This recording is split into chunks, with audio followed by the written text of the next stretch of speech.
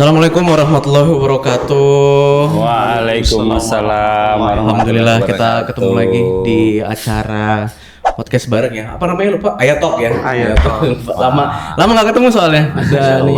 Lihat Bobi ini kayaknya mukanya berseri-seri. Ini apa soalnya Masjid Abahnya progresnya luar biasa. Alhamdulillah. Tapi bukan karena ada. Nanti itu saat. Ini berapa apa kan kita nggak Ayatok ya sama Pak Dodi sama Ustadz Putra di depan ini karena lagi ada kesibukan masing-masing lah ini kan. Ini saya mau tanya dulu kabarnya pagi hari ini Ustadz Putra. Gimana kabarnya pagi ini Ustadz? Alhamdulillah sehat, masya Allah, tabarakallah. Walaupun agak mendung tapi semangatnya bersinar lah. Masya Allah di luar tadi. Pak Dodi gimana nih habis keluar kota kayaknya nih Pak Dodi? Alhamdulillah agak ngantuk. Baru bangun dari ini saat pagi tadi jam subuh tadi ada story-nya lagi di Makassar, terus tiba-tiba pasang story di pesawat udah hadir lagi. Udah hadir, masya Allah. Yang penting mendaratnya nggak yang kayak kemarin viral. Oh iya, yang Batik Air ya. Tapi selamat ya, alhamdulillah. Alhamdulillah. Nah, tadi pagi udah ketemu guru-guru. Nah, sekarang ketemu lagi sama guru muda. Masya Allah. Tiap hari ketemu orang-orang soleh terus, jadi makanya Pak Dodi ini bersinar terus ini. Ketemu sama orang muda yang alhamdulillah. Sekarang tua. Oke, nah pagi ini saat kita mau lanjut nih Ayatalknya kita, podcast kita. Kita mau ngomongin seputar karena ini kita sudah masuk Muharram ya. Kemarin kita udah satu Muharram tuh hari Jumat kalau nggak salah. Satu Muharram kita. Nah, ada di Muharram ini salah satu fenomena atau kejadian yang bisa dibilang berkaitan sama Muharram yaitu fenomena hijrah. Pak Dodi sama Ustadz Putra. Nah, saya ke Ustadz Putra dulu nih. Kita ini kan banyak mengenal istilah hijrah dan segala macam nih. Nah, kita pengen dengar dari Ustadz. Menurut Ustadz nih penjelasan makna secara agamanya atau secara Islam ini hijrah ini apa sih Ustadz? Fenomena hijrah ini apa?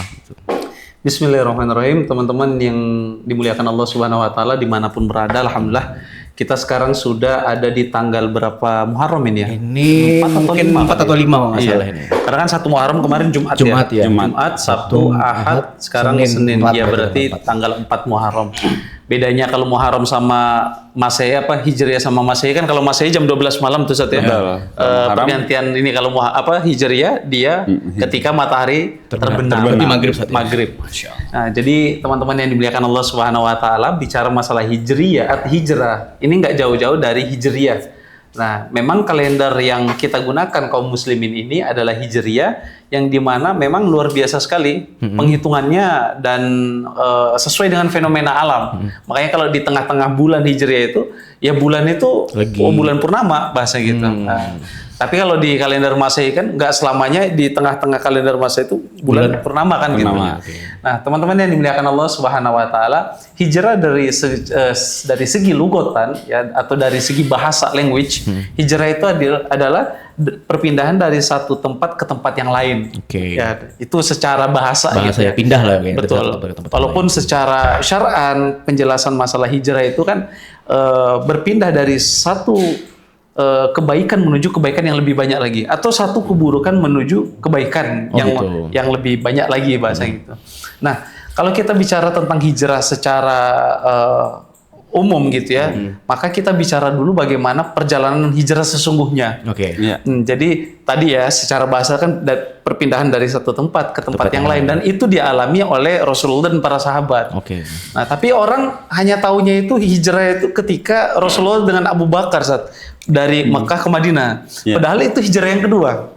Hijrah yang kedua itu. Hijrah yang kedua. Ini yang dari Makkah ke Madinah sama Abu Bakar itu. Iya, itu hijrah yang kedua malah. Itu hijrah yang kedua malah. Iya, itu hijrah yang kedua. Nah, hijrah yang pertama ada suatu masa setelah masa kenabian Nabi Muhammad SAW itu orang-orang Quraisy memboikot Rasulullah dan para sahabat. Jadi seakan-akan dunia itu sempit sekali.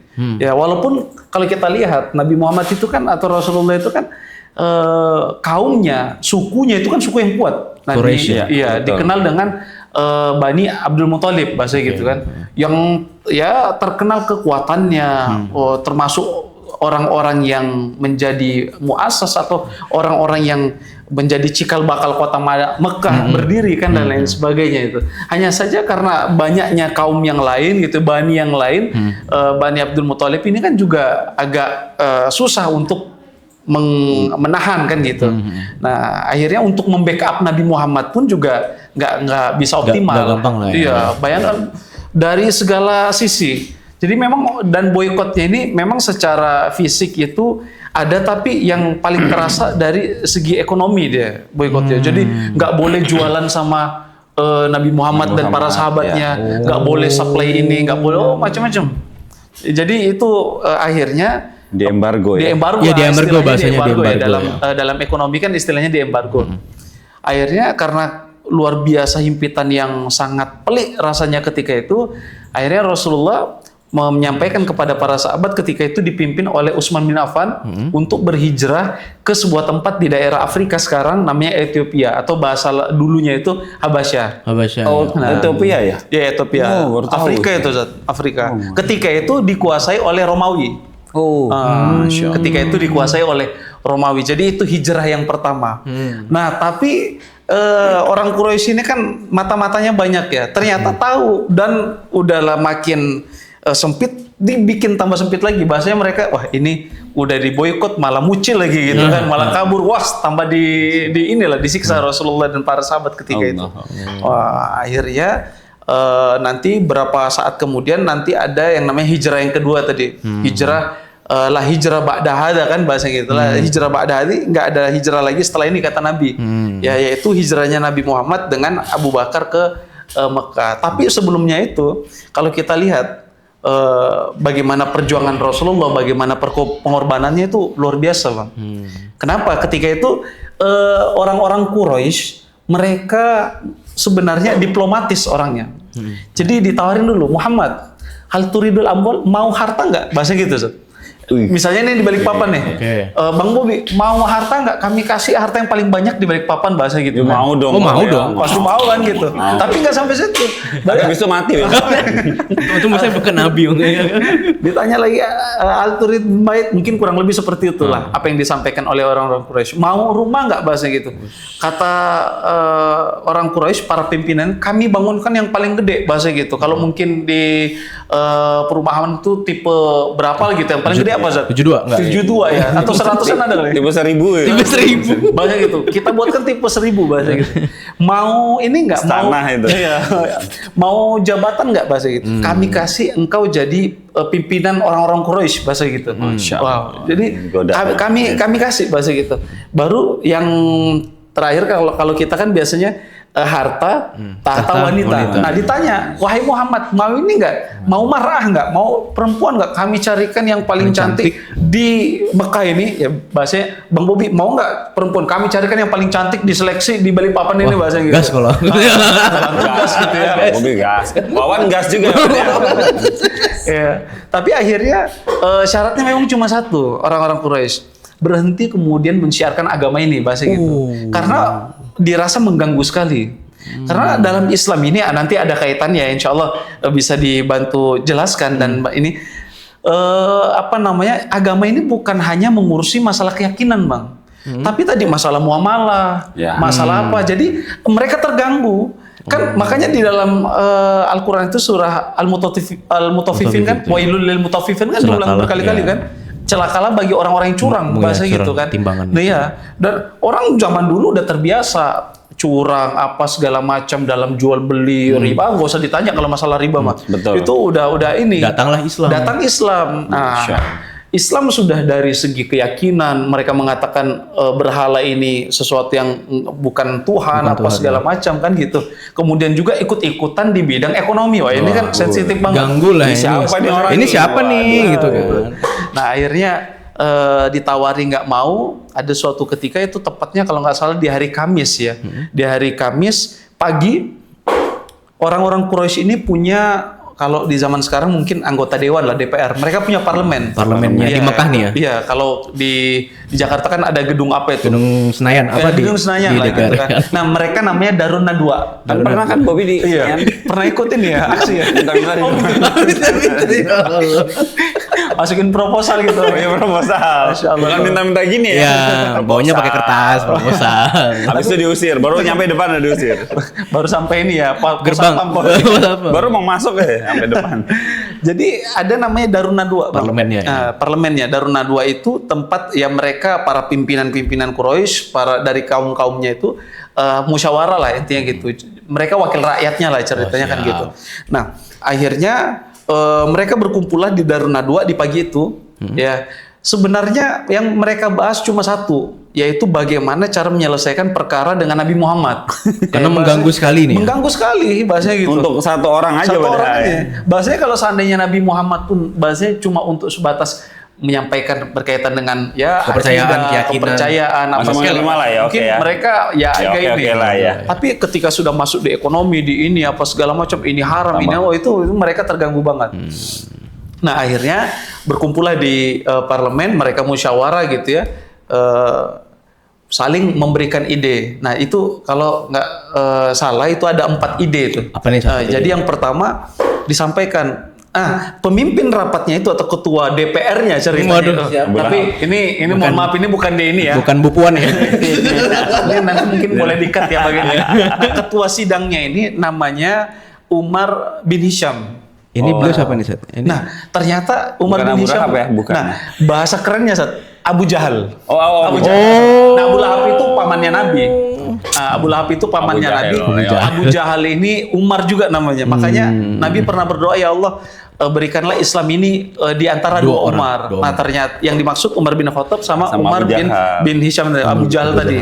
Karena dua-duanya ini punya apa namanya? Pengaruh punya pengaruh yang luar biasa. Tapi kalau secara fisik ya Umar bin Khattab dan makomnya, jabatannya itu lebih ditakuti bahasa gitu. Nah, termasuk ya Abu Jahal juga nggak kalah pamornya gitu ya. Akhirnya dia memimpin rapat, sampaikan, kemudian ayo ada yang punya ide nggak? Akhirnya dari salah satu kaum itu ngasih ide. Abu Jahal bahasa gitu. Umar, saya punya ide. Bagaimana kalau seandainya Muhammad ini diasingkan aja lah bahasa gitu. Kita bawa mungkin kalau di Balikpapan bawalah ke Samboja atau ke Kutai kah ke ke intinya dibuang lah ya. Akhirnya ketika menyampaikan ide tersebut ada yang menyanggah, ntar dulu Muhammad ini kata mereka Muhammad ini orangnya karismatik dia. Loh, maksudnya bagaimana? Karismatik.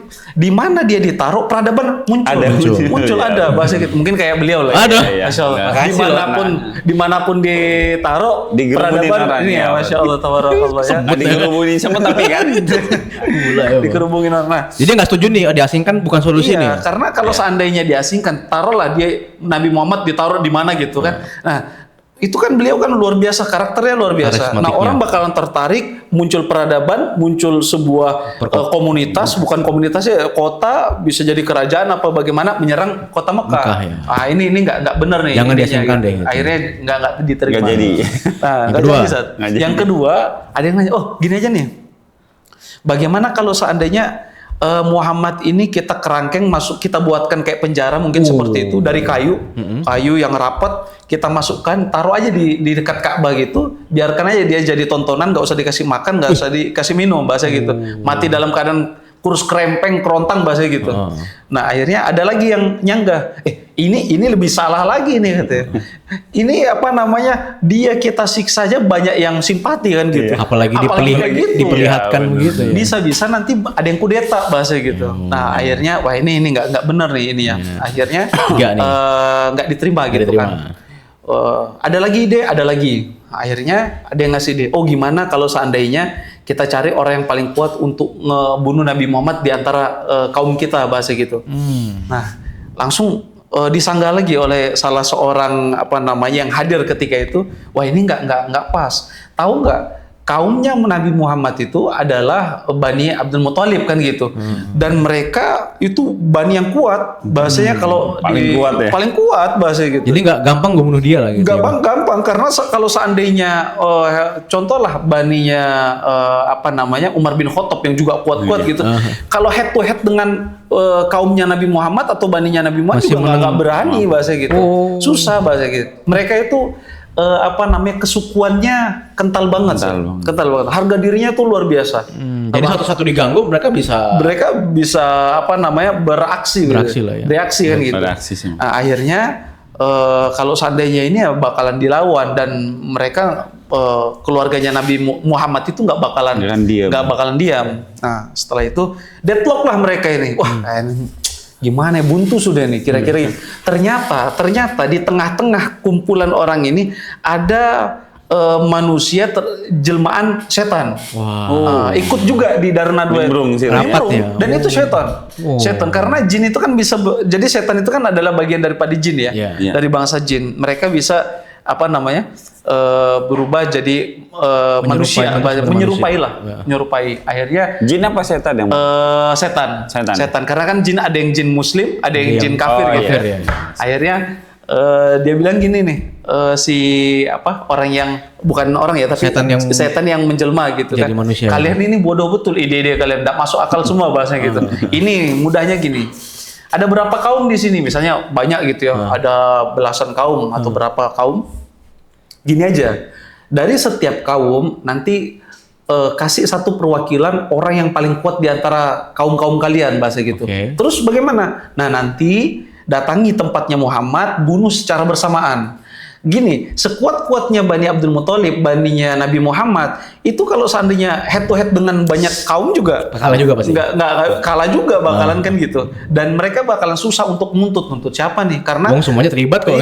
Pedangnya sama-sama nyucuk kan bahasa gitu, sama-sama nikam bahasa gitu. Akhirnya setelah itu, iya bagus banget idenya. Nah, ketika dicari yang ngasih ide itu udah hilang. Nah, ternyata memang kadang kalau misalnya ada sebuah perkumpulan dan yang mau diomongin jelek, idenya ada yang bagus, itu biasanya setan tuh kayak gitu. Itu setan tuh. Setan. Jadi kalau ada ide yang memang buruk tapi cemerlang. Nah, itu biasanya setan itu kan gitu. Nanti ya, Bob. Gitu. Makanya kenapa kalau kita rapatkan salah satunya kita pingin kalau kumpul itu kan di masjid gitu kan. Masjid biar setan tuh nggak ikutan masuk kan bahasa gitu. Tapi kok ada yang masuk? Oke. Jadi Masya Allah tuh akhirnya singkat cerita mereka sepakat. Oke, kita selesai sidang paripurna bahasa gitu kan. Ketuk palu. Pagi ini sudah selesai, malam kita eksekusi nih.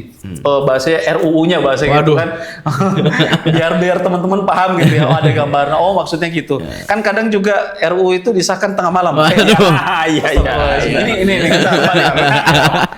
tolong di apa ya gitu.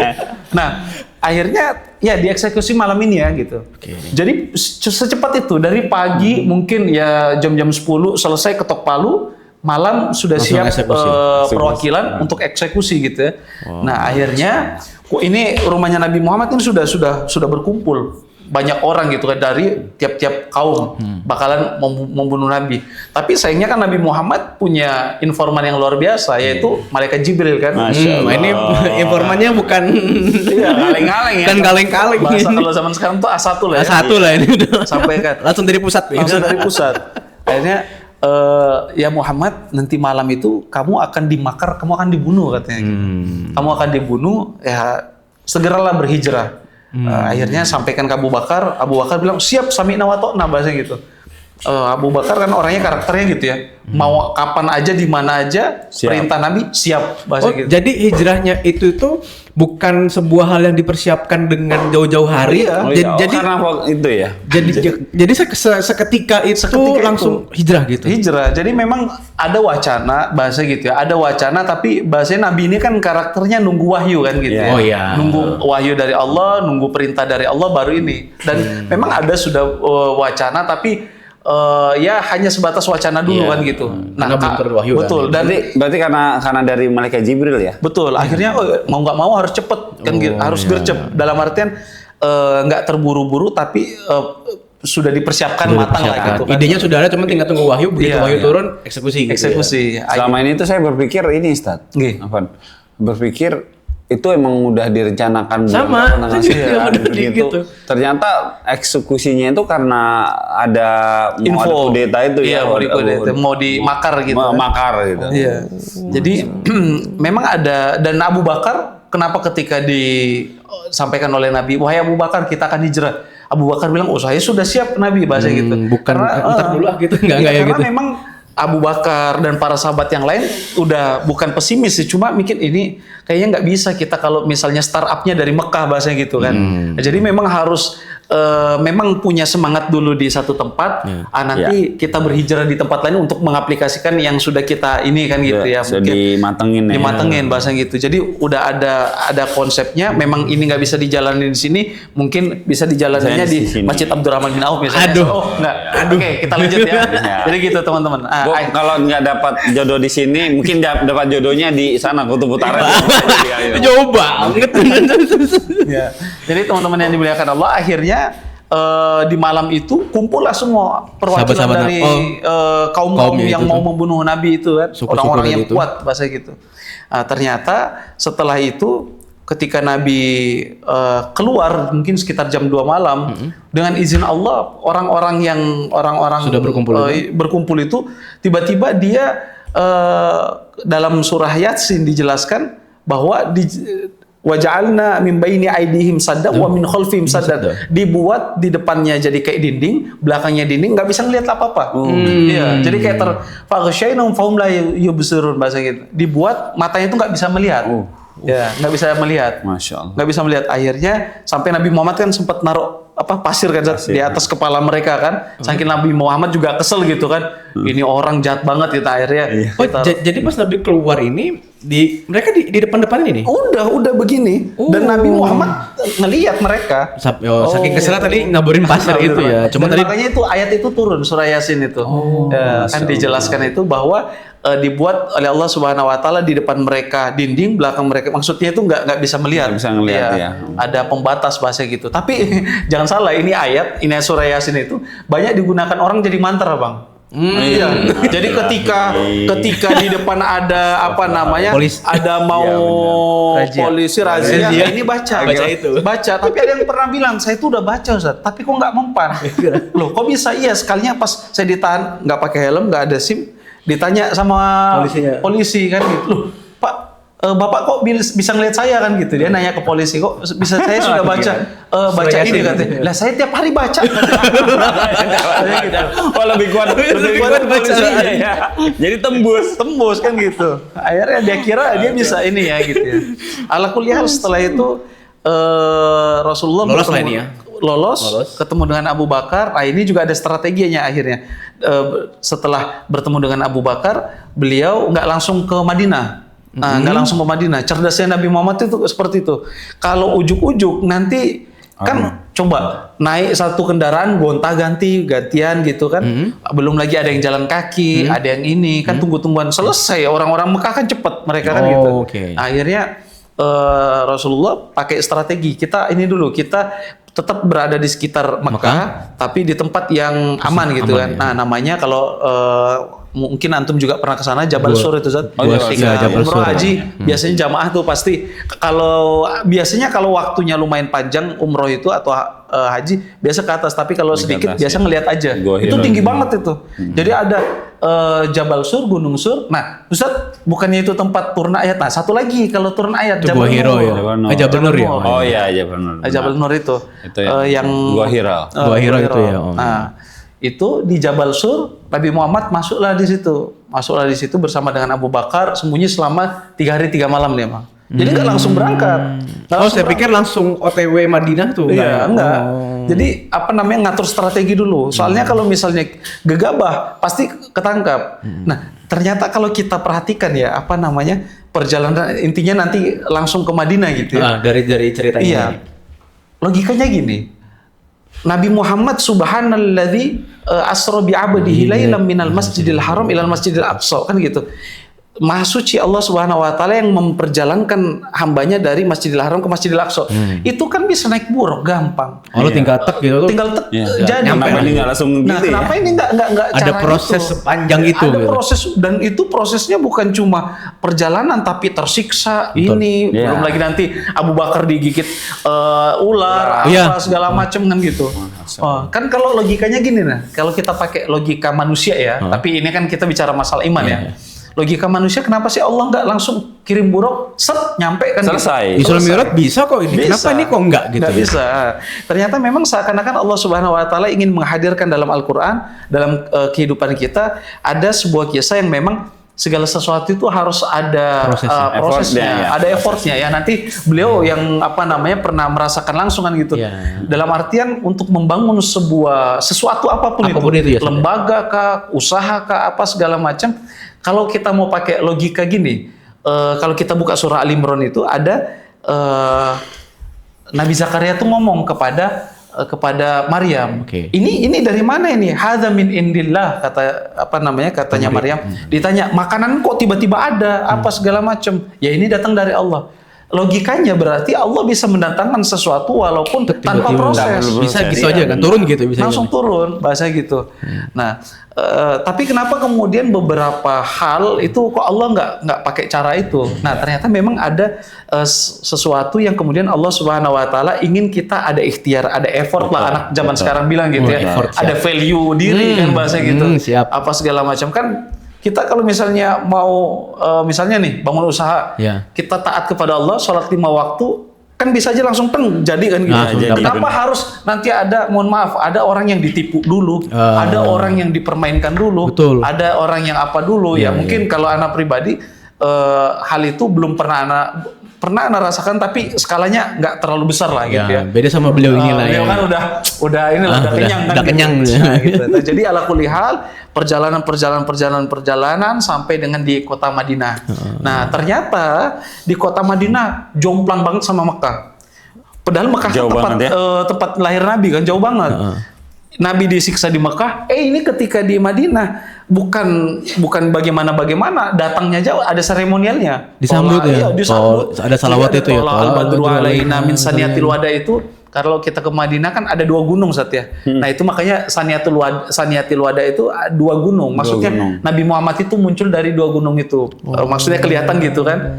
Nah seremonial luar biasa. Jadi memang terkadang kita harus keluar dari satu zona nyaman gitu kan, ke tempat yang sebenarnya bukan ini zona yang nggak nyaman, tapi zona yang bakal lebih nyaman lagi gitu kan. Karena Nabi tuh pengen ini kota Mekah ini supaya aku tuh pengen dakwah di sini dan berhasil gitu. Tapi ternyata Allah enggak, kamu ke Madinah dulu, ntar ujung-ujungnya juga Fathul Mekah kan. Betul, gitu. Ujungnya Fathul Mekah. Dalam artian seakan-akan gini orang ateis mengatakan bahwa Nabi Muhammad itu gagal. Padahal Nabi Muhammad itu bukan gagal ke Madinah, tapi Nabi Muhammad itu mundur sedikit untuk lompat lebih jauh lagi kan gitu, Ustaz. Nah gitu. Nah jadi kisahnya ini sangat relevan dengan kehidupan kita banget, bahasa gitu, di kehidupan kita dari segi apapun itu sebenarnya. Tapi bukan berarti kemudian kita mengambil perjalanannya. Berarti Nabi Muhammad dari Mekah ke Madinah nanti tahun 2025, sekarang saya di Balikpapan. Nanti tahun 2026 saya di Bali nanti 2027 saya ke Tarakan gitu kan. Terus itu ya itu kan namanya merantau kan gitu ya. Artinya bisa diambil semangatnya aja kan Ustaz. Nah, jadi kalau yang sekarang ya bismillah. Kalau Ustaz saya di Balikpapan terus sempat ke Bandung misalnya gitu. Ini ceritanya seseorang Ustaz ya. Sempat ke Bandung, ujung-ujungnya ke Balikpapan juga. Kan Dan jauh lebih enak, jauh lebih bagus. Yang bikin bingung itu di sana ngapain Ustaz di Bandung gitu loh. Jadi gitu Zat ya. Jadi ada Fathul Balikpapannya Zat ya. Kalau Nabi Fathul Mekah ya Fathul. Dia ngambil ini aja sanat aja kayaknya. Ngambil sanat. Gitu. Dan ketemu sama di depan. Dan ketemu sama ininya kan juga di Bandung juga sebenarnya. Jadi makanya harusnya ketemu padahal sama-sama orang Balikpapan. Jadi kisah itu kan relevan kan di zaman kita. Betul. Dalam artian seakan-akan Allah itu kan bisa aja kalau mau kasih jalan bypass aja kan gitu. Kita dibuat udah langsung ini aja, usaha di ini aja, langsung kaya, langsung di ini apa segala macam kan itu sebenarnya bisa aja kan gitu. Tapi ternyata ada yang itu proses dari perjalanan yang Rasulullah SAW rasakan, bahasa gitu Bang. Ini dari segi dari segi syariatnya lah, dari segi perjalanan keislamannya. Sekarang kita ini mau tarik ke sisi kehidupan realnya nih sama beliau nih, sama Pak Dodi nih. Nah tadi dari kisah yang ini nggak real ya berarti ya? Bukan nggak real, maksudnya ini kan zaman kisah kenabian gitu kan. Nah, sekarang kan kita hidup di zaman jauh dari Nabi, zaman sekarang. Kira-kira Pak Dodi ini nggak bisa ditarik ibroh atau enggak apa ya bahasanya, bisa kita terapkan nggak sih konsep seperti tadi itu hijrahnya Nabi itu ke kehidupan kita sehari-hari dengan di membangun usaha misalnya, atau hijrah dalam makna apapun itulah yang kehidupan ini perlu mungkin apa ya, bisa ngasih insight lah ya, maksudnya pengalaman mungkin, ini juga sebenarnya hijrah loh ini, itu gimana Kang? Ya. Oke, Bismillahirrahmanirrahim. Assalamualaikum warahmatullahi wabarakatuh. Waalaikumsalam warahmatullahi wabarakatuh. Kalau dari ini kan perjalanan hijrah ini kan memang apa namanya, kan banyak ya orang sekarang itu hijrah. Betul, ada yang tadinya dia nggak pakai jilbab jadi pakai jilbab, ya kan? Yang tadinya apa namanya, kalau anak-anak milenial sekarang tuh saya FOMO ya benar. Jadi lagi ngetren, wah ini pada ikut kajian, ikut kajian. Nah kemarin kebetulan tuh saya di Makassar itu yang hadir mayoritas itu 80% itu anak-anak milenial. Masya Allah. Oh iya? Anak milenial, Gen Z. Wow. Anak milenial. Orang tuanya ada tapi nggak banyak. Kalau kita mungkin lihat cuplikannya itu ya, ya di acara Muharram Festival itu di Makassar. Masya Allah itu anak Gen Z banyak. Nah artinya sebenarnya mereka ini ada dua sih kalau saya pandangan saya. Mereka ini hijrah karena FOMO tadi itu, karena ikut-ikutan, atau karena ini lagi ngetren, atau memang dari benar-benar dia pingin berubah dari kehidupan istilahnya kehidupan yang kurang baik atau jahiliyah ke kehidupan yang sesuai dengan syariat Allah gitu, atau kehidupan Islam. Nah, Masya Allah ini memang menarik sekali ya Mas Bob ya.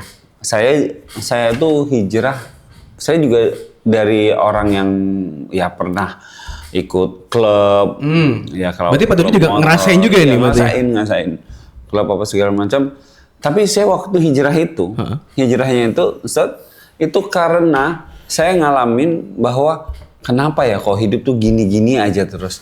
Saya pas lagi susah, saya baru ingat sama Allah. Saya dekat sama Allah, maksudnya saya sholat apa segala macam. Nanti giliran saya bahagia, senang, ya udah saya kembali lagi ya sekular lah. Kalau di jam sekarang itu istilahnya sekular. Jadi kamu maksiat aja. Urusan dunia, urusan akhirat. Jadi ya dipisahin gitu. Sebenarnya kan harusnya urusan dunia itu, kalau kita mau dapat akhirat yang bagus, urusan dunia itu harus mengikuti aturan yang benar gitu loh. Yang benar, terutama di aturan Islam. Nah, makanya wah, saya mikir ini kayaknya saya ngolok-ngolok Allah ini. Saji. Dan hidup itu nggak enaknya daripada enaknya. Bahkan sampai mikir gini, ngapain ya hidup ya? Enak ya orang udah mati gitu ya. Iya ya, nggak stres mikirin apa ya, nggak mikirin kerjaan, nggak stres mikirin ini, ya udah kelar lah, selain gitu. Bukan sampai berpikir kayak gitu. Tapi ternyata kan kita dikasih otak ya, akal, pikiran sama Allah. Karena mungkin kita masih ada secuil iman, kita berpikir gini, karena mungkin nih gara-gara kita ngolok-ngolok nih, cuman main-main doang. Jadi akhirnya dikasih hidup Allah tuh. Giliran susah baru deket sama Allah. Giliran lagi seneng aja, lupa, mabuk lah apa segala macam nih Ustaz. Nah itu yang dikhawatirkan nanti teman-teman FOMO seperti itu. Jadi berpikiran karena itu tren. Nah kalau nasihat dari saya yang pernah mengalami Ustaz ya, kita tuh sebenarnya ada dua pilihan. Cuma ada dua pilihan Ustaz, surga atau neraka. Oh iya jelas. Di Islam itu cuma dua, halal dan haram, nggak ada yang abu-abu. Kan ada ini makruh satu lain lagi tuh ceritanya. Ini masalah hukum ada halal ada haram. Kalau kamu masuk mau dapat dunia, kamu bisa ngambil yang haram. Kalau untuk dapat dunia aja ya? Iya, bisa juga ngambil yang halal. Bisa ngambil dua-duanya kalau untuk dapat dunia. Tapi kalau kamu mau dapat dua-duanya, cuma satu. Mau dapat dunia dan akhirat, cuma satu. Halal. Ambil yang halal. Udah simpel, ambil yang halal. Yang Allah nggak suka, tinggalkan. Allah nggak ridhoi, tinggalkan. Jadi kalau tadi hijrah, ya bagus. Tapi begitu ada di luar pengajian apa segala macam, ada perbuatan yang teman-teman kamu ngumpul mabuk-mabukan atau kalau sekarang itu suka ya karaokean, jalan-jalan, kalau ihtilat ngumpul bareng laki-laki dengan perempuan, terus nggak pakai jilbab, nanti giliran pengajian pakai jilbab, lepas pengajian ngumpul sama teman-teman nggak pakai jilbab. Nah, itu yang hal-hal yang kayak gitu tuh sebenarnya itu sama kayak kita mengolok-olok Allah, Ustaz. Mengolok-olok Allah tuh apa? Kan ada juga bilang lah itu kan memang lagi labil. Enggak. Itu sebenarnya kita lagi memperolok-olok. Giliran kita misalnya lihat, Ustaznya bagus nih. Ustaznya cakep nih. Di sana bisa dapat ikhwan nih. Orang kaya apalagi gitu. Datang. Kemarin itu, Ustaz. Masya Allah. Men saya lihat di sana tuh mayoritas dia kagum dengan pembawa-pembawa acara-acaranya. Muda-muda, hafiz Quran, ganteng-ganteng, kaya-kaya, Ustaz. Makanya mau datang. Iya, untung saya nggak nampil di sana. Bubar itu. Nah, Kita mainnya di Balikpapan. Balikpapan aja, Ustaz. Hampir bubar, Ustaz. Makanya begitu anak dipanggil, kok Ustaz? Gitu, Ustaz. Jadi, FOMO itu yang jangan sampai merusak hijrahnya kita. Kalau mau hijrah, totalitas. Minimal nggak bisa 100% bertahap. Dari tadinya 10%, 20%, 30%, minimal tidak turun, Ustaz. Stabil. Atau tidak kembali ke jahiliyah. Kalau udah pakai jilbab. Tadinya belum benar, dibenerin. Pelan-pelan. Yang penting udah ketutup dulu. Yang tadinya tatoan, ada Ustaz di sana itu tatoan, namanya Daeng Afwan. Nih saya sebutkan mungkin Tabe Daeng ya. Beliau ini komandannya supporter PSM apa? Management Iya, pokoknya supporter PSM. Beliau komandan ya, komandannya. Alhamdulillah, Ustaz, dia tuh berhijrah dan dia bilang, "Saya banyak tato ini." Kalau Allah itu tidak lihat itunya. Yang penting kamu niat aja, terus kamu naik kelas. Naik kelas itu terus istiqomah. Nah, hijrah itu gampang, Ustaz. Istiqomahnya yang susah. Nah, FOMO tadi itu orang yang nggak istiqomah. Jadi kembali lagi. Nah, ini hijrah yang dari pandangan saya, terutama dalam lingkungan kondisional sekarang ini, terus dalam lingkungan juga kita bisnis, kerja dan sebagainya itu, Ustaz, memang jangan sampai kita karena ikut-ikutan aja, Ustaz. Boleh awalnya hidayahnya karena ikut-ikutan, tapi terapkan keistiqomahan. Terus naik lagi level. Yang tadinya ya tadi kayak pakai jilbab, oke, masih berlilit, ya kan? Nanti udah tahu ilmunya, udah mulai tutup dada, ini dan sebagainya. Terus kurang-kurangi pergaulan yang tidak baik. Karena hijrah itu akan rusak. Tadinya dari jahiliyah ke yang baik, terus dia masih berkumpul lagi ke orang-orang yang jahiliyah, dengan harapan dia bakal bisa ngajakin yang lain. Ya kalau imannya kuat, sekuat antum, Ustaz, ya nggak ada masalah. Tapi kalau masih baru ecek-ecek udah mau berbaur lagi dan ini nggak bisa. Jadi memang hijrah niatnya ingin mewarnai, akhirnya terwarnai lagi. Benar, akhirnya dia lagi yang terwarnai dan akhirnya ngikut lah. Nah, Masya Allah, tabarakallah.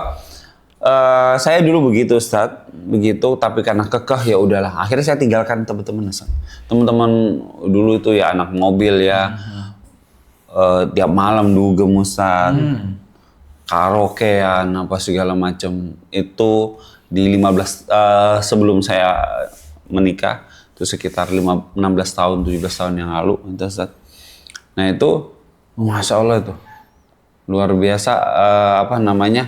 Namanya kita hijrah itu ya kalau di zaman Rasulullah tadi emang perang gitu ya. Perang nyata dengan manusia ya, orang dengan fisik, dengan jin juga kan. Nah, tapi jinnya terlihat yang kayak tadi kan ya berupa manusia ya, Ustaz ya. Tapi ini jin itu dalam hati kita, bahkan kita sendiri bisa berupa jin. Jadi kita ngelawan diri sendiri sebenarnya. Betul sekali. melawan diri kita sendiri. Dan itu Masya Allah. Mudah-mudahan yang teman-teman yang dengar Gen Z atau teman-teman ini, ya gini, kalau kamu mau berubah, tinggalkan lingkungan yang tidak baik. Hijrah itu simpel. Tinggalkan lingkungan yang tidak baik, menuju ke lingkungan yang lebih baik. Karena manusia itu terbentuk dari lingkungannya. Ada yang bilang, Pak, tergantung orangnya. Tergantung orangnya. Itu 1000 banding 1, Ustaz. Iya. Ada tapi kecil lah gitu. Iya. Kecil sekali. 1000 banding 1. Nah, pertanyaannya, apakah Anda orang yang satunya itu? Kalau orang yang 999-nya, nah itu akan merusak. Dan sayang, udah hijrah. Nah, hijrah itu bukan hanya pakai jilbab ikut pengajian, enggak. Tapi dari yang buruk menjadi lebih baik lagi. Dan yang paling utama menjadi lebih baiknya itu karena Allah, Ustaz. Karena dia ingin menjadi seorang muslim taat, seorang muslim yang terbaik sebagai pejuang agama Allah. Itu. Jadi tidak mesti orang tua ya. Hijrah itu tidak tunggu mati. Pertanyaannya banyak orang muda mati. Cepat matinya malah, Ustaz. Karena insan juga hidupnya, Ustaz. Betul. Insan hidupnya. Kenapa insan hidupnya? Mau makan aja tinggal Gojek. Malas gerak. Lama-lama dia kolesterol naik. Nggak ada olahraganya. Iya, nggak ada olahraga. Semua naik. Waduh, nggak lama tiba-tiba dia baca tuh ini apa? Mending baca Al-Qur'an, Ustaz, baca komik, Ustaz. Atau baca HP, tiba-tiba nggak bergerak. Kenapa? Jadi cabut nyawanya karena kolesterol tinggi apa? Segala macam. Nah, itu, Ustaz. Dan banyak juga anak muda sekarang itu udah jantungan, Ustaz. Aduh. Bahaya. Makanya jangankan jantungan ya. Kenapa yang lagi viral, Ustaz? Apa itu? Gula. Iya, kolesterol, gula ya. Gila itu anak-anak yang masih umur di bawah 10 tahun atau belasan tahun Udah kena gula ya?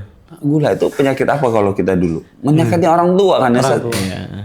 Nenek-nenek, kakek-kakek itu. Yang udah mau mati. Udah waktunya dipanggil sama Allah.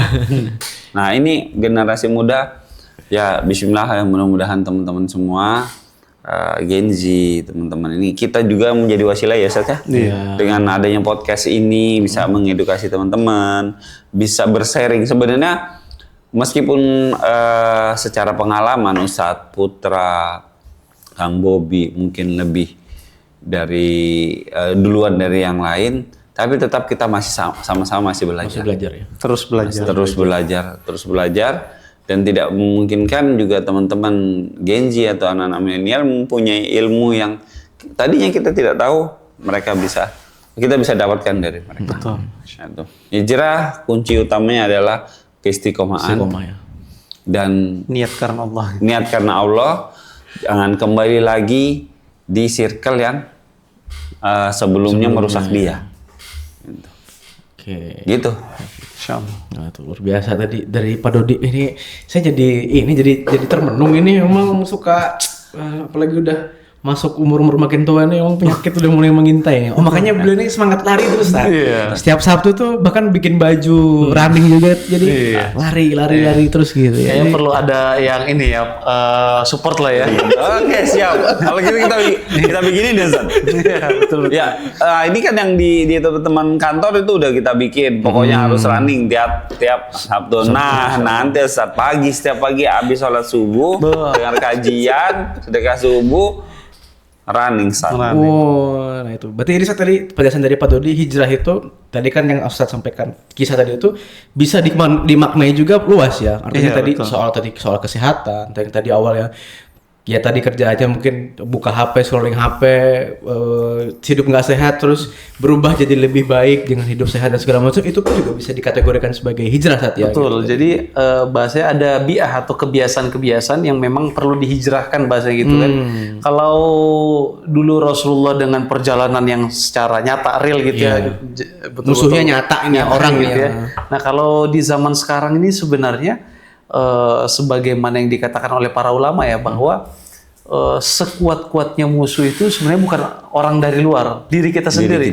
Contohnya sederhana gini, apa sih yang kemudian membuat kita nggak mau olahraga misalnya gitu kan? Ya kita sendiri kan gitu. Aslinya kita sendiri sebenarnya. Nggak ada, makanya kata guru kita kan, Ana inget banget Kiai Lukman pernah ngomong, kalau orang niat pasti ada jalan. Kalau nggak ada niat pasti banyak ada alas. jalan. Pasti ada. Niat itu kan internal dia. Benar, Internal. Memang ya pada akhirnya hijrah yang di zaman sekarang khususnya gitu ya. Itu tantangannya dari diri kita sendiri. Dari kita sendiri. Nah, ini yang kemudian perlu kita perbaiki segalanya gitu kan. Nah, dan yang paling utamanya tadi memang pertamanya tadi hijrah ya perlu istiqomah, niatnya yang paling utama, niatnya karena Allah Subhanahu wa taala, bukan hanya karena tren gitu. Dan anak ada pernah lihat lewat ya di media sosial itu, di story apa segala macam. Itu ada, mohon maaf, perempuan beliau itu ininya kesehariannya kalau nggak salah ya biasa yang DJ gitu kan. Oke. Nah, terus ada nih Ustadz ini misalnya gitu kan, ikut pengajiannya pakai jilbab rame, ada foto ini gitu kan. Akhirnya setelah itu ya lanjut lagi. Nah di uploadan selanjutnya udah mohon maaf. Berbeda lagi. Oh iya, bahkan DJ lagi nih. Istilah kita ya pakaian dalam lagi ya kayak gitu tuh. Padahal yang awalnya itu fotonya mohon maaf ya pakai jilbab besar, udah gamis, udah bagus lah, udah cantik lah, udah bagus kan gitu. Udah syar'i lah ya. Syar'i. Makanya tadi Ana setuju banget itu. Jangan sampai kemudian hijrah kita itu dilandaskan karena tren, karena FOMO apa segala macam kan. Memang karena betul-betul karena Allah Subhanahu wa taala. Ya, ini mungkin juga salah satu kewajiban kita nanti pada akhirnya untuk mendampingi teman-teman anak-anak muda kan gitu ya. Gimana nanti agar enggak, ya memang kita dengan bahasan mereka, dengan dengan atmosfernya mereka, oke lah. Tapi kemudian jangan sampai melewati batasan-batasan syariah bahasa gitu ya. Kan tadi bener kata Pak Dodi, yang paling berat itu memang di istiqomahnya. Dan teman-teman itu tadi yang kan sebelumnya kan asik apa segala macam, terus tiba-tiba ditinggalin kan jadi kok aku sendirian ya, kok gak ada temannya lagi, aku gabung lagi aja gitu. Itu yang berat ya Pak Dodi. Itu yang lingkungan itu emang mempengaruhi. Saya ada nonton film itu kan, dia seorang anak pendiri pondok, dia anak terakhir wanita. Dia itu tadinya bercadar, bercadar, hafiz Quran, terus akhirnya kena fitnah ada bantuin laki-laki, terus ternyata jadi fitnah. Dia mau dinikahkan, dia nggak mau dinikahkan sama laki-laki tersebut. Akhirnya memilih kabur karena merasa dia tidak dipercaya, tidak percaya, dan akhirnya kabur. Dia pergi ke satu daerah ya metropolitan lah istilahnya, ke kota ya, kota besar. Gitu, di sana ketemu dengan nggak sengaja ketemu dengan tiga orang pelaku maksiat, wanita semua. Memang si wanita itu ketemunya padahal di musola, Ustaz. Ketemunya di musola gini. Jadi si anak sosialita ini, anak muda ya, sosialita, ya anak orang kaya lah misalnya, dia tuh pusing kepalanya, bingung lagi ada banyak masalah. Dia ingat pesan neneknya, kalau lagi banyak masalah pergi sholat. Tapi pakaian dia seksi. Pergilah dia ke musola, ditemani sama teman yang satunya nggak mau ikut. Pergi ke musola, Ustaz. Itu diceritain sama ibu-ibu yang di musola itu, nggak, itu pakaiannya seksi ke musola apa gitu. Padahal di musola ada tempat ganti kan. Dia mau kena juga. Tapi udah gitu. Nah, si anak ini ada yang anak tadi yang pergi dari anak pemilik pesantren tadi ya, si wanita ini ketemulah itu. Akhirnya dia belain. Ketemu di musola itu dibelain, akhirnya berkumpul bareng. Karena nggak punya tempat, dikasih tempat bareng, ngumpul bareng. Yang terjadi apa, Ustaz? Yang terjadi dia lepas cadar. Pertama-tama dia mendawai. Dia dawain itu. Bagus dia dawain. Bahkan yang satu ini yang pelaku maksiat yang bosnya ceritanya itu, di antara tiga itu tuh seneng dengar ngaji. Tapi yang namanya lingkungan ya, kita keluar dari lingkungan ini terus ke lingkungan ini, dan ini terus yang ada, lingkungan ini terus yang kita selalu ada di situ, maka kita akan ke lingkungan tersebut. Berubah, Ustaz. Berubah pakaiannya juga ketat, meskipun pakai jilbab masih. Meskipun pakai jilbab. Akhirnya dilihat sama saudaranya gitu, dilaporin. Sekarang ada di sini nih si ini gitu. Si cewek itu kan. Wah, bergejolak, dia panggil pulang, dipaksa pulang apa segala macam. Akhirnya kembali lagi. Tapi ya alhamdulillah memang karena dia pulang kembali ke lingkungannya dia, si teman-temannya ini kan kangen. Datang ke lingkungan ini, Sat, kembali ke lingkungan pesantren nih, Sat. Temenku nih yang kemarin nih. Iya.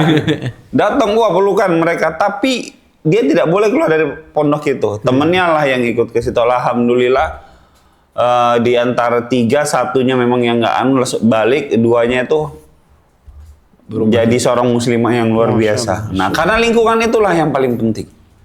Sehebat apapun kita, kalau di lingkungan yang buruk, maka jadi buruk. Sepintar apapun kita, kalau di lingkungan yang berkumpul dengan orang-orang bodoh semua, maka kan jadi bodoh juga, Ustaz, gitu. Masya Allah. Oke. Ada sesi ini juga ya, setiap Ayatalk ini kita ada pertanyaan ya. Sesi tanya. Ada giveaway juga katanya ya nih.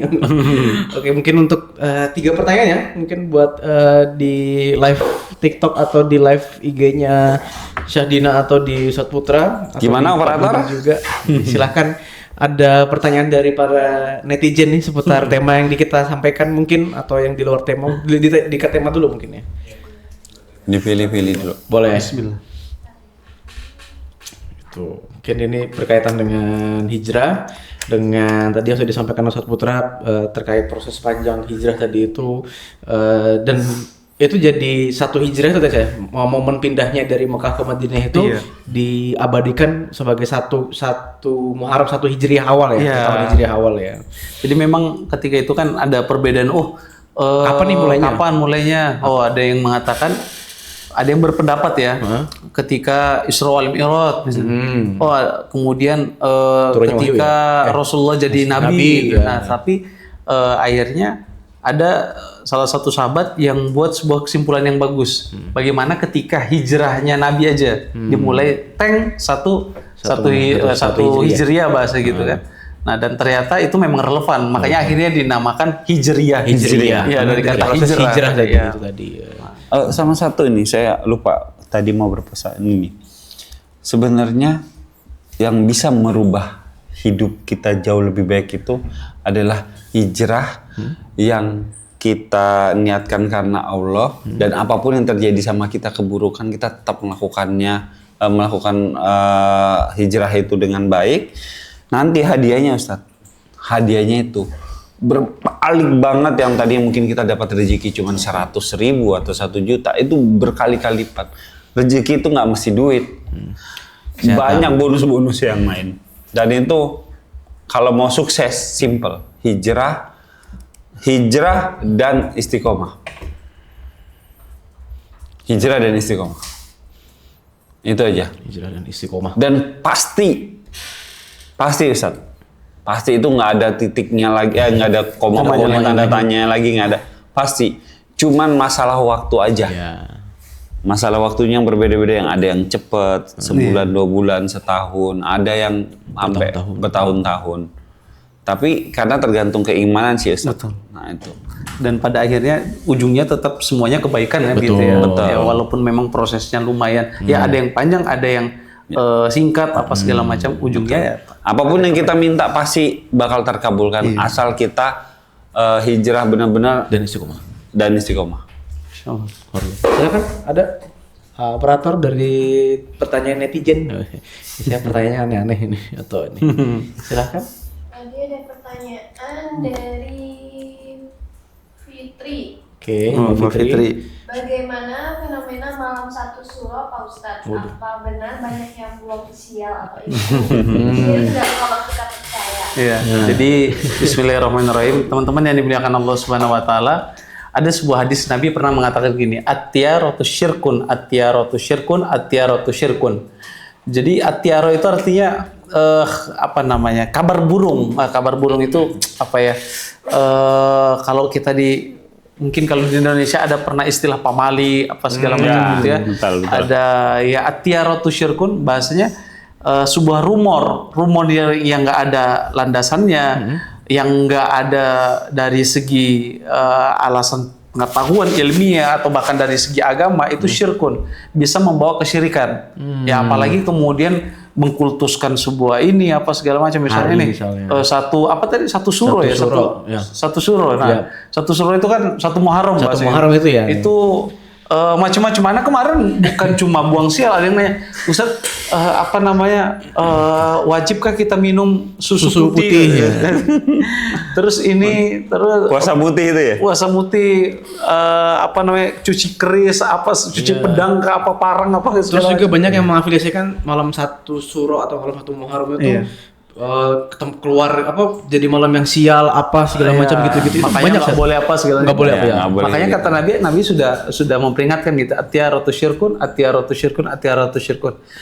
Yang demikian itu adalah sesuatu yang bisa membawa kepada kesyirikan. Ya, rumor-rumor atau bahasanya apa ya? Khurafat apa segala takhayul. macam. Ya, takhoyur, ya. Tatoyur ya. Tatoyur, makanya at-tiyara tatoyur tadi. Tatoyur itu kan dari bahasa Arab itu dari kata to'iratun. To'iratun kan artinya tuyurun itu artinya burung. Ya, kalau to'irah itu kan apa, pesawat ya. Kalau tuyurun itu burung. Nah, biasa orang kayak gini kalau mau keluar rumah, kenapa namanya at-tiyarah gitu ya, atau tatoyur. Orang Mekah itu dulu zaman jahiliyah kalau keluar rumah dia lihat dulu burung itu ke sebelah kanan atau ke kiri. Kalau misalnya dia lihat ke kiri, dia masuk lagi ke dalam rumahnya.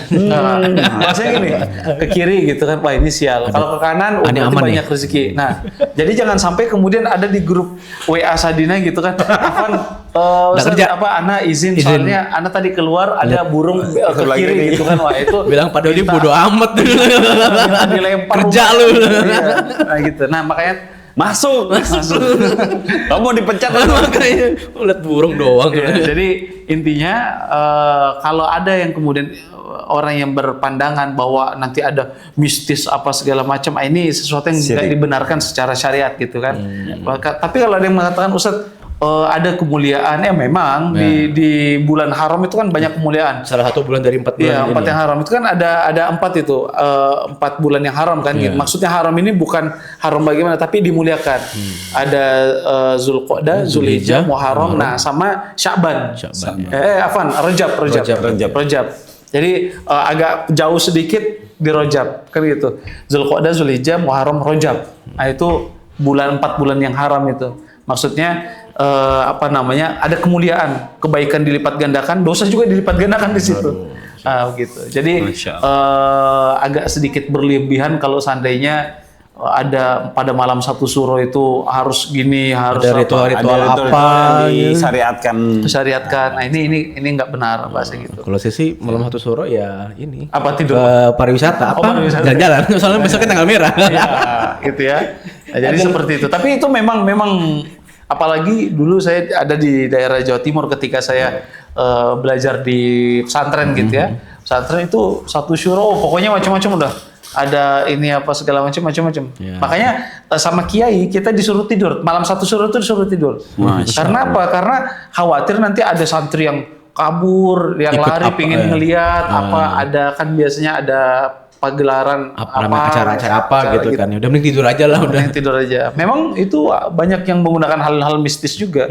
Jadi gitu ya. Jadi kalau ditanya bagaimana hukumnya apa segala macam, kalau seandainya sesuai dengan syariat, Ustadz malam satu suro, satu Muharram saya mau ngaji ya, monggo kan gitu. Mau puasa misal besoknya mau puasa gitu silakan. Atau Ustadz saya mau memuliakan malam itu dengan memperbanyak zikir itu hal yang diperbolehkan kan bahasa gitu.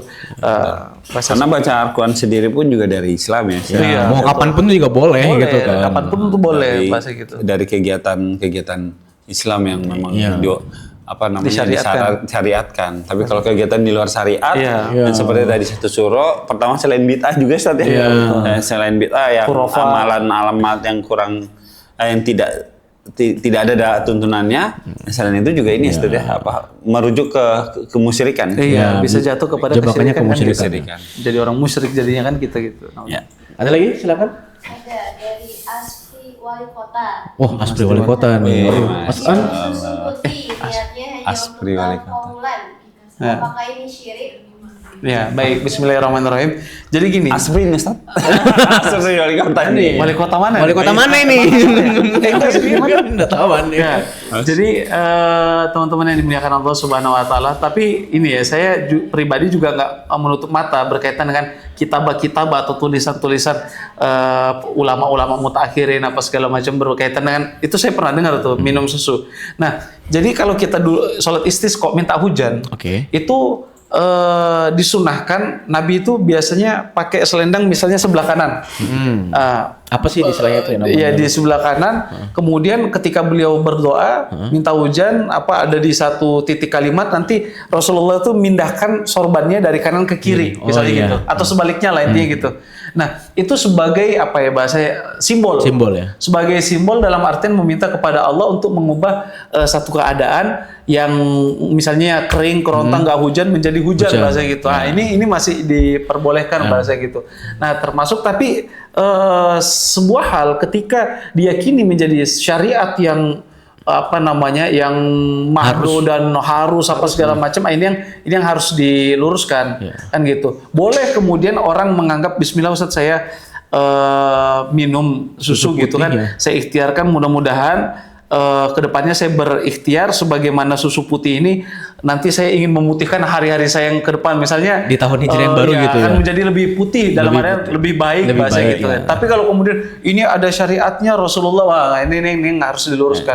Kalau nggak minum susu putih nih Kayak- bakalan ini hidup kita bakalan hitam misalnya gitu ya. Ini yang Itu yang nggak boleh saat Nah, ya. Yang jelas tidak ada dalam syariat ya. Ya, Iya, bahasa tapi gitu. kalau minum susu putih ya monggo ya mau monggo aja bahasa gitu kan apa mungkin dia mengatakan sebagai simbol ya silakan aja kan gitu.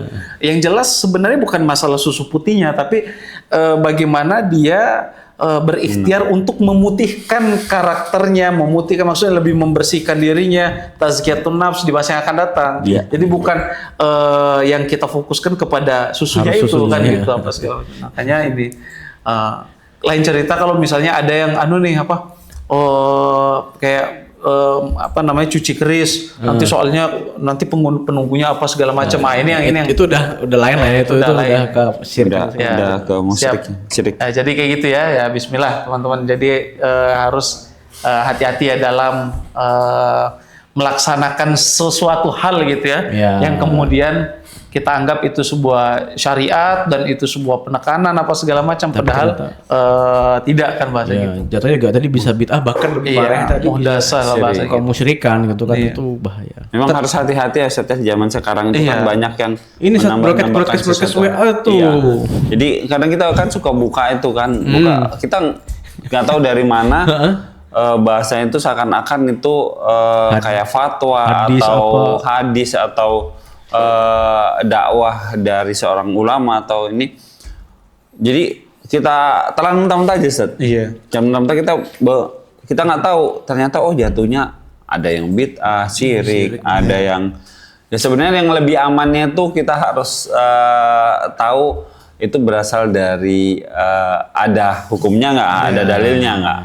Makanya kalau mau lebih tahunya harus tanya ke Ustaz Putra salah satunya gitu. Jadi memang ada proses kemudian mengetahui landasannya apa. Kalau bahasa yang kita itu dulu maroji bang. Maroji itu artinya apa namanya referensi lah. Kalau gitu harus ada referensinya, harus dicari referensinya. Ada tulisan ini referensinya Iya, apa nih, segala kitab macam. apa gitu ya. Oke. Setidaknya ada apa namanya ulama yang kemudian membuat statement seperti itu, landasan dalilnya apa segala macam itu. Nah baru kita ini kan kalau sekarang nggak usah. Ana pernah tanya kepada seorang penanya juga. Oke. Nah, saya tanya itu dapat dari mana? Ustaz, itu Dari kan Ustaz. katanya TikTok, Katanya. katanya TikTok. Ya Allah. Ustaz katanya TikTok kita harus la ilaha illallah. Berarti Ustaz TikTok dong. Namanya Ustaz TikTok. Iya. Aduh. Dalam artian Para maksudnya warga. sejak kapan TikTok menjadi ini kan? Referensi beragama. Kecuali misalnya gini, Ustadz saya dapat TikToknya Ustadz siapa, ini kitabnya apa, itu masih penting. Nah, yang ini disebabkan juga karena literasi yang rendah ya, daya baca yang mulai berkurang. Akhirnya gampang membuat sebuah statement atau konklusi gitu ya. Katanya TikTok, jangan katanya TikTok. sampaikan siapa di Iya. TikTok itu siapa ustadz siapa, ininya apa kan gitu. Tapi memang Ana ada sih dapatin banyak itu tulisan-tulisan nggak ada referensinya Zat. Iya. Di malam satu suro kalau seandainya ini kalau antum tidak menyebarkan Dan antum masuk. konten-konten itu selalu iya. Iya. Dan tadi yang parahnya itu didisbatkan atau seolah-olah ini perkataannya Ustadz inilah itu yang Ada yang bahkan ke langsung ke Rasulullah kan. Aduh, itu. Barang siapa yang nggak menyebarkan ini kata Rasulullah bakalan sial selama 7 turunan. Lah, apa maksudnya? Nauzubillah min dzalik. Ya, itu ya. Hati-hati harus dipilah-pilah tuh. Jangan Oke, ditelan ada lagi mentah-mentah. yang terakhir atau cukup? Nah, Oh boleh, Iya, satu lagi dari tema deh boleh. Jadi dari Aspri Wali Kota tadi. Tadi lupa namanya, tapi intinya dia nanya kalau misalnya mandi wajib terus itu ada plester gitu Iya. di kakinya, itu mandi wajibnya sah atau enggak? Ya, jadi Bismillahirrahmanirrahim. Jadi rukun mandi wajib itu ada yang mengatakan 3, ada yang mengatakan 2. Nah, untuk Mas Wawan ini ya. Jadi ada 3, ada yang mengatakan 3, ada yang mengatakan 2. Tapi intinya sebenarnya sepakat para ulama tentang wajibnya atau termasuk daripada rukun meratakan air ke seluruh tubuh. Dari ujung rambut sampai dengan ujung kaki. Itu wajib, itu Harus rukun. kena semua nih ya? Harus kena semua. Nah, bagaimana kemudian kalau seandainya ada plaster, ada apa segala Ada macam, perban. maka pertama itu harus betul-betul dilepas dulu. Kemudian ini. Nah, Ustadz kalau nggak bisa bagaimana? Iya. Bisa diganti dengan tayamum. Mending tayamum Mending tayamum. daripada mandi tapi ada yang nggak kena. Betul. Oh, daripada gitu. air nggak rata. Boleh diganti tamanya meskipun kita kondisionalnya ada air ya. Ada air bahasanya gitu. Nggak apa-apa, Karena di antara kemudian penyebab bolehnya kita tayamum itu sakit. Dan orang ini kan orang paham ya indikator sakitnya itu kan dirinya sendiri ya. Ya. Kalau dirasa memang itu Nggak boleh kena air. darurat, bahaya banget kalau kena air apa segala macam, ganti dengan tayamum. Nah, ada suatu ketika sahabat itu gini Zat, sahabat itu datang kepada Rasulullah melapor, "Ya Rasulullah, ada teman kita meninggal dunia, mati kan gitu, meninggal dunia." Ditanya Rasulullah, "Kenapa?" Jadi dia nanya ketika mau sholat subuh. Oke. Saya ini tadi malam junub kan gitu. Tapi saya ini sakit demam, keras ya? keras banget demamnya kan gitu. Nggak, ini kayaknya nggak bisa kena air kan gitu. Akhirnya ada sahabat yang bilang, harus mandi, harus nggak boleh, pokoknya harus mandi kan gitu. Akhirnya dia mandi, dia meninggal Rasul. Kata Rasulullah, ya kamu pembunuh kata. Kaget kan dia, loh kok bisa? Iya, jangan kemudian kalau seandainya kamu nggak tahu, tanya ke saya kan gitu. Karena dalam artian yuridullahu bikumul yusr wala yuridullahu bikumul usr, kata Allah. Allah ini ngasih keringanan, kemudahan, nggak pingin ngasih kesulitan. Dan kemudahan itu muncul ketika adanya masyaqqah atau kesulitan.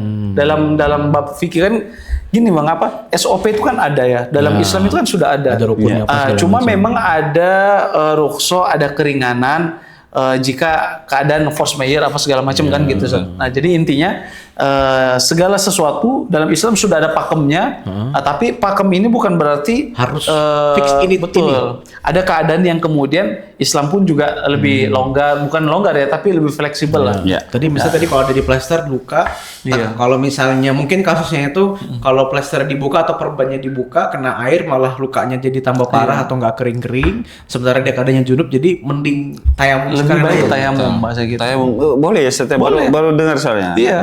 Hatta sekalipun misalnya junub misalnya gitu kan. Tadi kan dia nanya kan kalau mandi wajib ya, sampai junub bahasa gitu. Ana dulu ketika di pesantren ada ujian lisan gitu Zat. Ditanya kan gitu. Ini kalau sakit gimana kan gitu. Nggak bisa mandi, Nggak bisa lepas perban apa segala macam. Guling-guling di pasir kan gitu ya. Jangan, nggak usah. Kata Ustadz yang muji ya nggak perlu.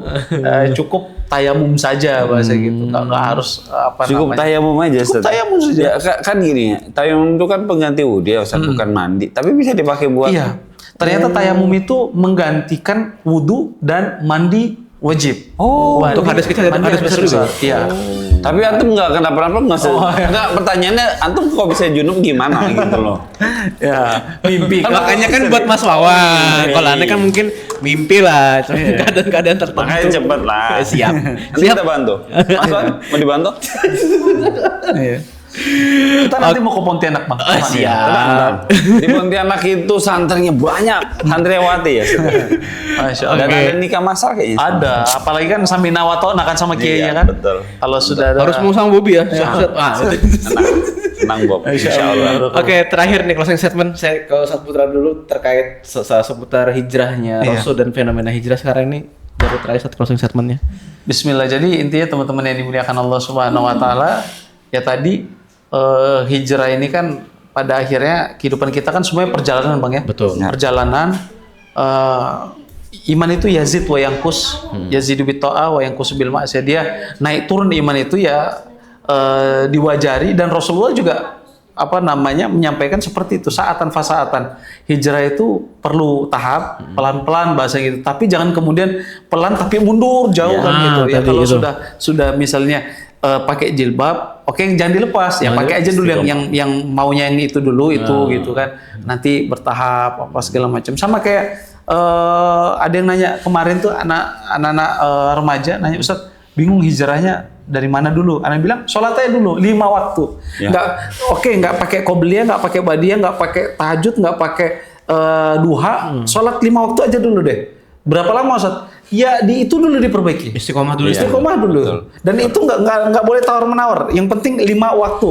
Ya oke lah kalau sekarang 5 waktunya mungkin 3 di masjid, 2 di rumah. Yang penting 5 waktu dulu. 5 waktu. Nanti pelan-pelan. Yang tadinya bolong-bolong, ya pokoknya istiqomahkan aja dulu 5 waktu. Tadinya bolong-bolong jadi 5 waktu, 5 waktu. Ustaz nggak pakai waktu. Misalnya saya nggak pakai qobliyah, ya udah 5 waktu aja dulu deh, gitu. Nggak usah misalnya nggak bisa qobliyah, nggak bisa badiyah, 5 waktu dulu perbaiki. Nanti insya Allah bertahap. Mau itu kapan bahasanya kan ada yang singkat, ada yang butuh waktu yang lumayan panjang. Ya yang penting ada kemauan untuk berubah bahasa gitu.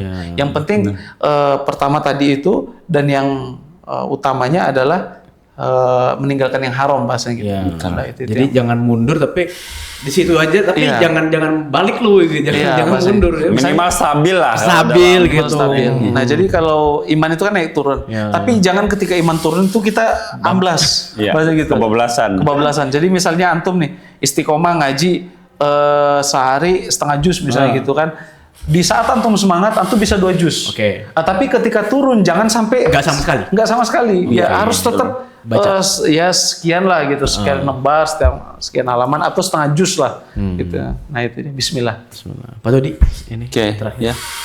Betul, teman-teman Gen Z ini kan kebanyakan ya karena itu tadi ya FOMO ikut tren. Jadi hijrah itu bukan soal ikut tren, bukan karena kata siapa atau karena ada siapa di sana atau karena siapa. Bukan karena siapa-siapa, tapi karena Allah Subhanahu Wa Taala, karena kita pingin dapat 2 nih, dunia dan akhirat. Di dunia kita bahagia, sejahtera, nikmat, dan di akhirat kita masuk surga. Kan di dunia ini kan cuman tempat kita main, tempat kita berkegiatan. Untuk apa? Untuk mencari bekal menuju yang lebih baik lagi di akhirat. Yang sebenarnya kan nanti di akhiratnya. Nah begitu kita sia-siain di dunia, yang kayak tadi main-main, hijrahnya karena FOMO, karena kita dilihat banyak orang, memang melawan diri sendiri itu berat. Cuman hadiahnya begitu setelah kita bisa berhasil, hadiahnya itu Masya Allah tuh Ustaz. Semua kehidupan kita itu yang tadinya misalnya biasa-biasa aja atau bahkan buruk, itu jadi luar biasa, bahagia, senang, rezeki tercukupi. Kuncinya di situ. Jadi kalau hijrah itu, orang yang hijrah nggak akan ada susahnya. Serius. Cuma orang yang nggak sabar aja yang bakal susah terus. Sama kayak bisnis ya. Mengulang lagi nanti dari bisnis ini dianggap gagal, padahal itu masih proses belajar dan belum waktunya untuk sukses. Memang harus naik kelas dulu, kayak kita dari kelas 1 sampai kelas 6 itu. Kelas ujian anak kelas 1 sama anak kelas 6 beda pasti. Beda kan? Beda ya. Nah, mau naik SMP beda lagi. Mau naik SMA beda lagi, kuliah beda lagi. Nggak mungkin anak kelas 1 SD bisa ngerjakan kuliah misalnya. Ujiannya orang kuliah atau SMP atau SMA. Nah, itu memang ada levelnya. Kalau nggak mau istiqomah dan nggak mau Berproses. Di situ aja udah. ya mati aja. mati aja. Mati aja udah aman. Itu dia udah nggak ada tanggungan apa-apa tuh. Iya. Iya. Jadi nggak akan sakit, nggak akan sedih, nggak akan belangsak hidupnya. Belangsak, ya. Kan udah mati. Ya. Nah, kalau selama kita masih hidup, karena kita dituntut sama Allah itu apa? Untuk berproses dan menjadi lebih baik. lagi. Lebih baik karena apa? Karena Allah Subhanahu wa Ta'ala. Luar biasa pas pagi hari ini tentang hijrah ya, luar biasa. Ayat talknya pagi hari ini, mudah-mudahan pekan-pekan selanjutnya kita bisa bahas hal-hal lain yang lagi in juga atau lagi tren di sekarang ini, bersama tetap narasumber luar biasa kita sama Saputra dan Pak Dudi.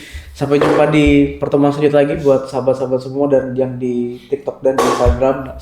Tetap pokoknya tunggu, insya Allah di setiap Senin ya pagi. Pantengin terus di IG-nya Sadina dan TikTok-nya Saputra juga, dan media sosialnya Sadina Land.